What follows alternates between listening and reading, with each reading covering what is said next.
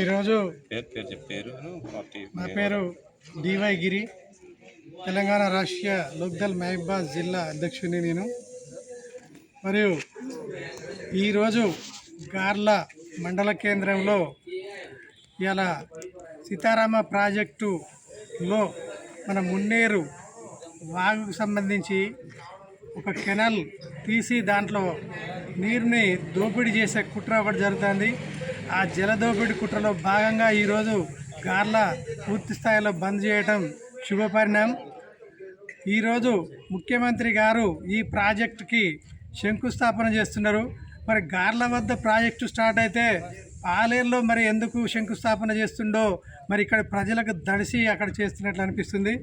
ముఖ్యంగా ఈ ప్రాంత పరివాహక ప్రాంతాన్ని అంతా ఎండబెట్టి మరి పాలేరు ప్రాంతాన్ని పండబెట్టేందుకు మూడో పంటకు నీరిచ్చే కార్యక్రమంలో భాగంగా ఈ పనులు ఈ ప్రభుత్వం చేస్తుంది.